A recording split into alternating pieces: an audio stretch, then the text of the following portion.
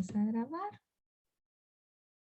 Ok, buen día para cada uno de ustedes. Espero que estén muy bien. Qué bueno tenerles nuevamente en nuestra clase de lengua y literatura. Hoy, sábado 9 de abril. Bueno, entonces, gracias a Dios que Él nos presta la vida y que por eso nosotros podemos estar hoy acá, ¿verdad? Y les felicito por estar acá puntuales en sus clases siempre. Recuerden que este proceso es de ambas partes, tanto ustedes que colocan su esfuerzo, su empeño para estarse conectando constantemente los sábados, tanto para nosotros los docentes también que estamos a la orden para apoyarles y guiarles en cualquier situación que a ustedes se les presente y que a nosotros se nos haga factible poder apoyarles. Pero sin ambos esfuerzos, entonces no es posible, porque ¿de qué le sirve a un profesor planificar, hacer sus presentaciones, estudiar la clase si ningún estudiante se conecta, ¿verdad?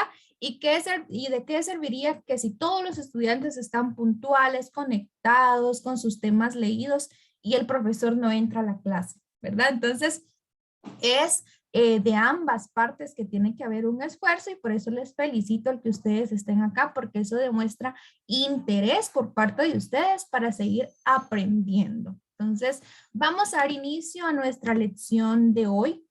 Ya estamos en nuestra semana número 11 y esta semana número 11 tenemos un tema muy bonito en lengua y literatura.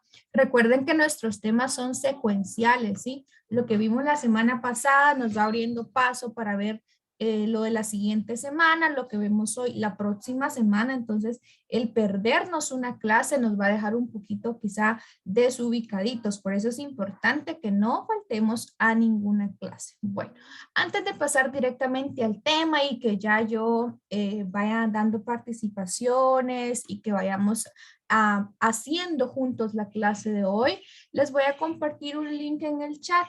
Y la pregunta es, ¿qué tanto recuerdas? ¿Qué tanto recuerdas de esta semana? Si recuerda el tema, si recuerda algunos nombres que salieron en el tema, si recuerda algo sobre la lectura.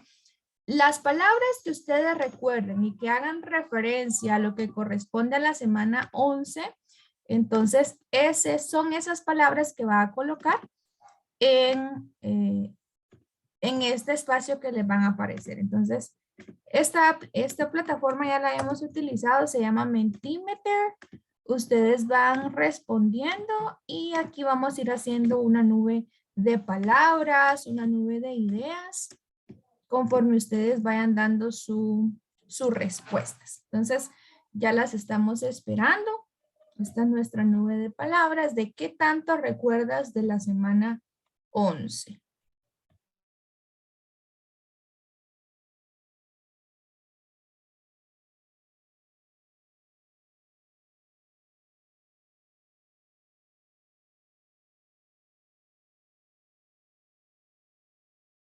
Vamos a tomar de 1 a 2 minutitos para que ustedes puedan dar respuesta. Tienen tres espacios para dar 3 respuestas distintas, 3 palabras distintas de lo que recuerdan y van a ir apareciendo en este espacio. Así todos juntos podamos, de lo que recuerda cada uno, podemos hacer un poquitito más, ¿verdad?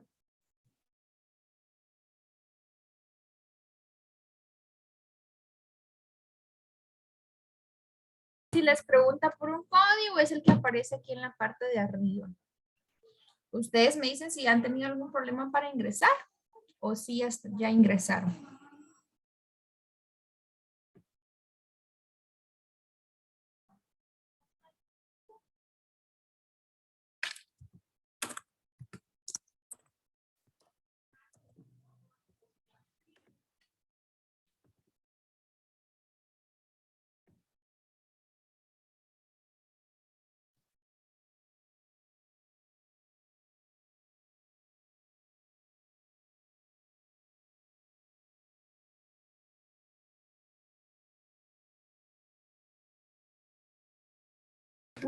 Muy bien, ya tengo algunas respuestas por acá.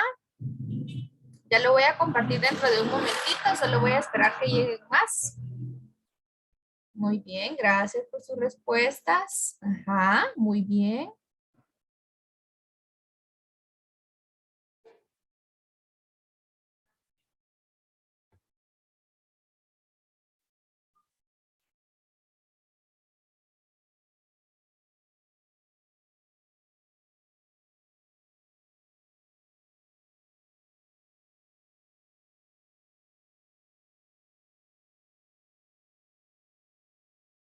Muy bien, bueno, les voy a compartir en pantalla entonces cuáles son esas palabras que algunos estudiantes ya escribieron y que eh, tienen relación con nuestra clase. Veamos entonces por acá, ya tenemos varias palabritas y siguen ingresando más. Tenemos entonces barroco. Miren, barroco es una de las palabras que más se repitieron, por eso sale en grande. Barroco, y sí, justamente es el tema del cual vamos a estar hablando, pero alrededor de esto se habla de lo que es Sor Juana Inés de la Cruz, una de las máximas representantes de esta época en cuanto a la escritura, al igual que Juan Ruiz de Alarcón, sí, y ahí tenemos también algunas otras palabritas que hacen referencia a esto. Retratos grupales era una de las pinturas más comunes en esa época que se realizaran de esa forma. Muy bien, entonces, gracias por su participación. Vamos a pausar ya esta actividad por acá para que nos dé espacio para lo que continúa. Bueno, entonces sí, como bien ya ustedes lo han colocado en nuestra actividad en Mentimeter, tenemos que el tema para esta semana es el barroco en Hispanoamérica. Y vamos a ver, entonces vamos a observar un video antes de quién fue Sor Juana Inés de la Cruz, porque es una figura emblemática de lo que es esta época del barroco.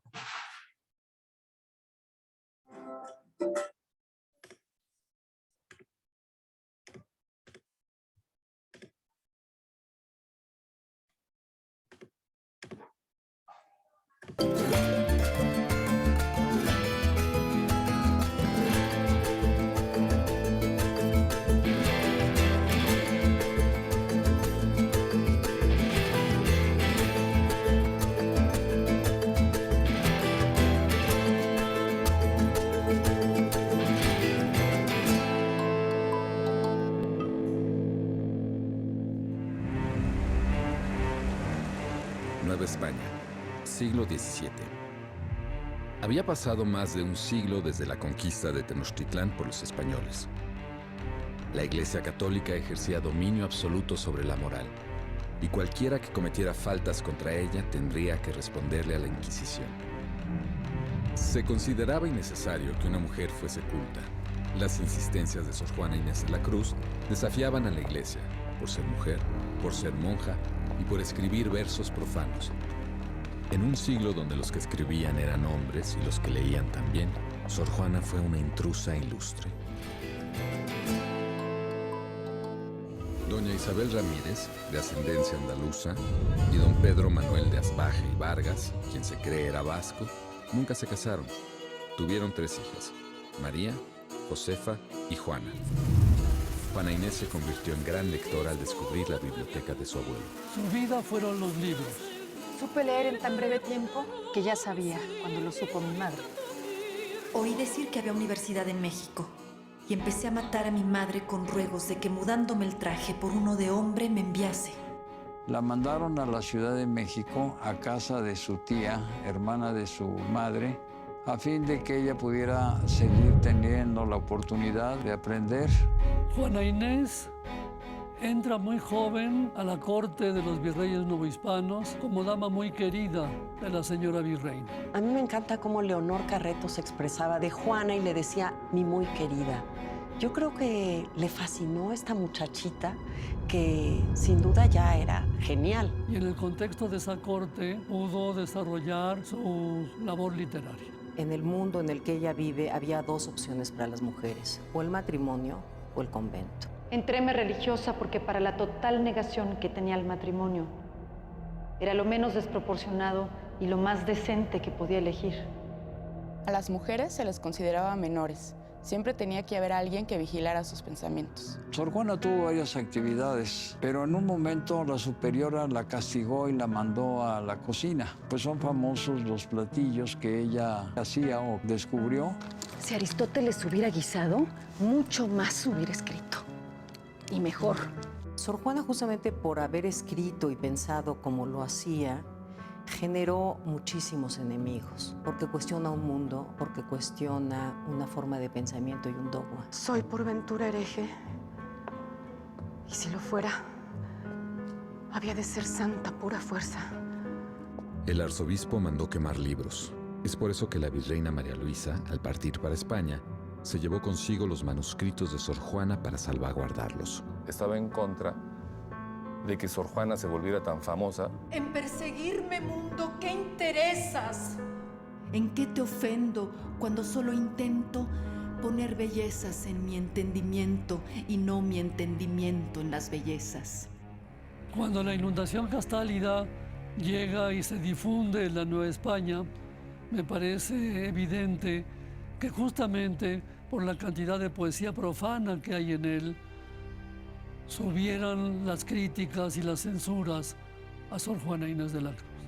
Fue tal el éxito que al siguiente año, en 1692, se publicó en Sevilla el segundo volumen que incluía su obra cumbre, el poema filosófico Primero Sueño, que relata un viaje del alma por esferas supralunares. Porque las almas distancia ignoran y sexo, es lo que dice. Porque Sor Juana defiende el derecho de las mujeres y sostiene que el intelecto de una mujer, el alma de una mujer, no tiene sexo, como tampoco lo tiene el alma de un hombre. Somos iguales. El arzobispo le confiscó sus libros y selló la biblioteca del convento. Presentó cargos contra ella ante el tribunal episcopal. Consideran que Juana Inés pues, es un peligro para las relaciones políticas, sociales e inclusive hasta virreinales, ¿no? Una religiosa, imposible que entrara en terrenos teológicos que solamente le competían a los sacerdotes. Sor Juana se vio obligada a pedir perdón y escribir una abjuración donde aceptaba su culpa. Hombres necios que acusáis a la mujer sin razón, sin ver que sois la ocasión de lo mismo que culpáis.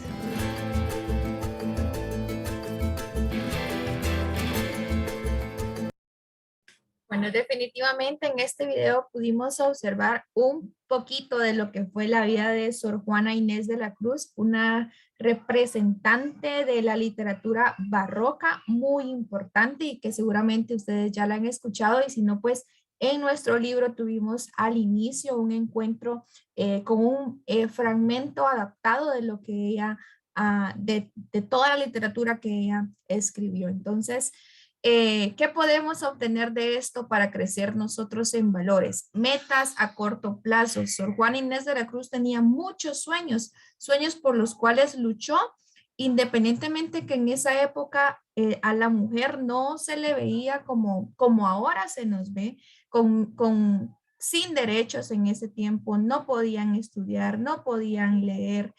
Habían muchas cosas que ellas no podían realizar, pero ella, a pesar de todo eso, logró cumplir sus sueños. Así que ustedes, si tienen algún propósito, ¿qué tienen que hacer? Luchar por conseguirlo, buscar los medios, también apoyarse en su familia. Sor Juana Inés de la Cruz, su familia la apoyó bastante. Entonces, la familia, nuestros amigos, esos amigos que nosotros elegimos, tenemos que ser muy cuidadosos, tenemos que saber que son personas que nos van a aportar algo a nuestra vida, porque esas metas a corto plazo, claro que se pueden lograr. Bueno, vamos entonces ya a ingresar un poquitito a este tema del barroco en Hispanoamérica.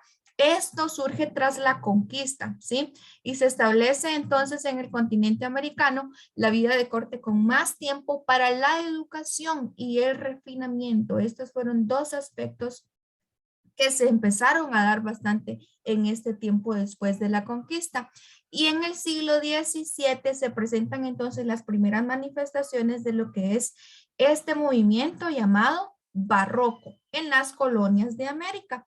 Entonces, sus tendencias se reflejan prácticamente en lo que es la arquitectura colonial, en las iglesias, sobre todo. De hecho, aquí en Guatemala también hay expresiones de lo que es la arquitectura barroca, y también en la poesía, en la escritura de Bernardo Balbuena, Sor Juana Inés de la Cruz, como ya vimos hace un momentito, y en el teatro también por Juan Ruiz de Alarcón. Por esta gran influencia española, entonces el movimiento barroco aquí en América resulta ser la función de tendencias peninsulares con una visión ya propia, ¿ok? Tenía su propia visión, pero una mezcla con la original de la nueva sociedad formada en el Nuevo Mundo, que recuerden que América era el nuevo mundo que ellos habían descubierto, que ellos habían conquistado. Y para esto, como bien les decía, las iglesias coloniales representan muy bien lo que es el arte barroco.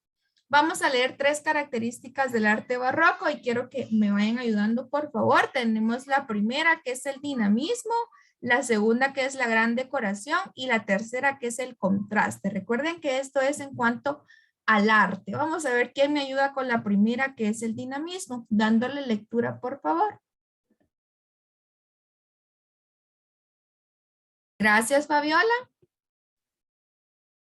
El dinamismo. En todas las expresiones artísticas del barroco se busca crear la sensación de movimiento. Muy bien, gracias, Fabiola. Con la segunda, la gran decoración.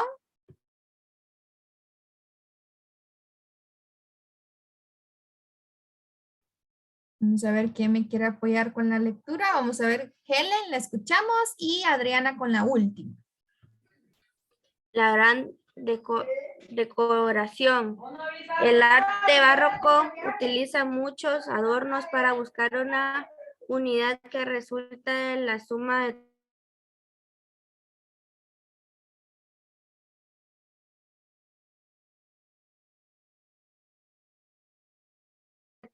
todas las partes de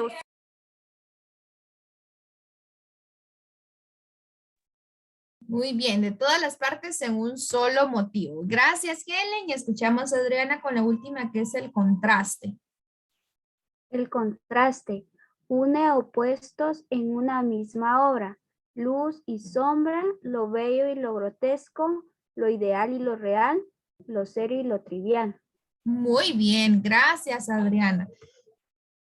Bueno, ahora vamos a ver un poco de las características. Esto es en cuanto al arte. Ahora veamos en cuanto a la literatura barroca. ¿Cuáles son esas 3 características que sobresalen en lo que las personas de esta época escribieron? Veamos, la primera es vocabulario. Nos dice, la gran decoración, a veces exagerada, conduce al uso de expresiones cultas, ¿sí? Se percibe más culto y más estético. Decir o escribir. Canoro en lugar del común sonoro o melodioso. Horrendo en lugar de muy feo. Funesto en lugar de triste y desgraciado, como otras palabras cultas. También tenemos los juegos de ingenio.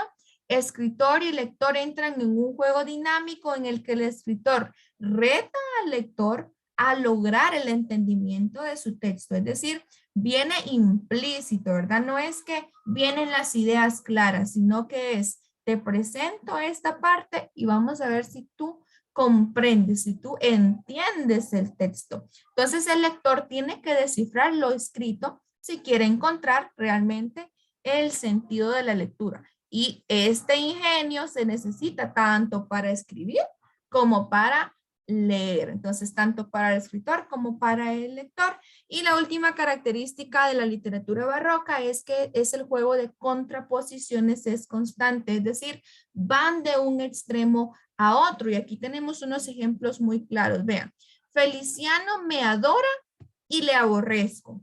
Del amor al odio, ¿verdad? Lizardo me aborrece y yo le adoro. Entonces, eso es lo de antítesis, los opuestos que se van de este extremo a otro extremo. Entonces, y esto lo hacen sin temor a la reacción que pueda tener el lector al momento que se encuentre con parte de su literatura. Vamos a ver ahora los 3 principales escritores del barroco. Ya lo hemos estudiado, ya ustedes a esta figura se la han aprendido muy bien, que es Sor Juana Inés de la Cruz. Ya vimos un poquito de su historia. Aprendió a leer a los 3 años. A los 8 años escribió su primera loa.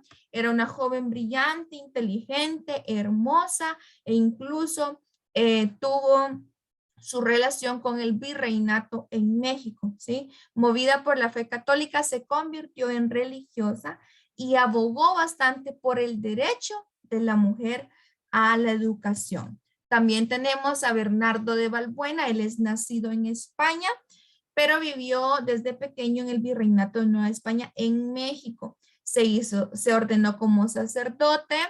Él murió en Puerto Rico y entre sus obras más importantes son el poema Grandeza Mexicana.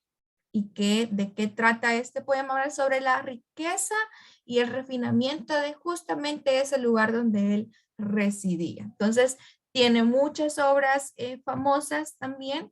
Y Juan Ruiz de Alarcón nació en México. Y es el primer autor americano que se incorpora al teatro, porque recuerden que él fue más que todo por esta parte teatral. Entonces, él fue uno de los que logró ingresar a lo que es del siglo de oro español. Entre sus obras destaca la comedia La verdad sospechosa. Muy bien, vamos a ver ya como para ir resumiendo esta parte de lo que es el barroco en Hispanoamérica, este video.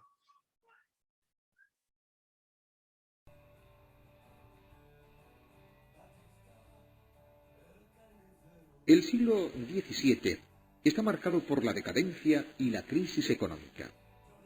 A lo largo de él reinaron Felipe III, Felipe IV y Carlos II. Gobiernan por medio de validos o primeros ministros, entre ellos el conde duque de Olivares. Durante este periodo, España pierde su hegemonía en Europa. Crece la miseria y las derrotas en el extranjero dan al traste con buena parte del imperio. Tales circunstancias crean un clima de malestar, de pesimismo. Paradójicamente, esta época de crisis y decadencia es también de esplendor artístico. Así, nos encontramos ante el segundo siglo de oro que transcurre entre la muerte de Cervantes en 1616 y la de Calderón en 1681. Este periodo presenta unas claras diferencias frente al Renacimiento. Obsérvalas en este cuadro. En el Renacimiento se confía en el ser humano y en sus facultades.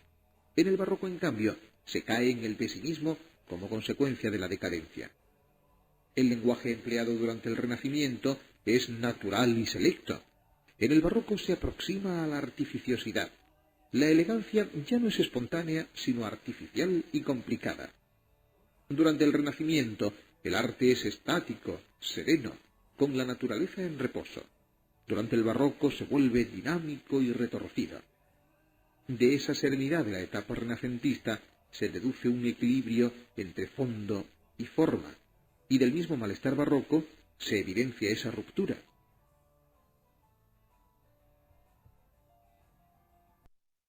Muy bien, entonces ahí vimos resumido ya y vimos también algunas pinturas que representan a esta época. En la parte de signos de puntuación, hoy tenemos lo que es los puntos suspensivos, que sabemos que son 3 puntitos que indican que falta algo para completar eso que estoy escribiendo, ¿sí? Entonces señalan una suspensión o una pequeña pausa para poder luego continuar con el texto. Entonces, es importante utilizarlos y saberlos utilizar también.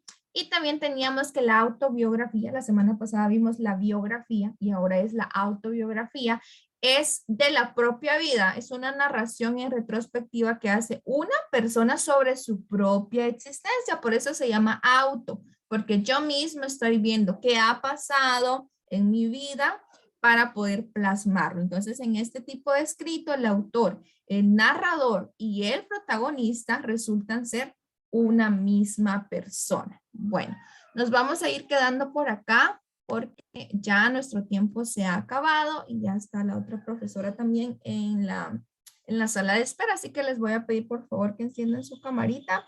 Vamos a tomar la asistencia de este día y les agradezco siempre su presencia y su participación. Ok, Marvin, no hay pena. Vamos entonces a la cuenta de 3, sonriamos.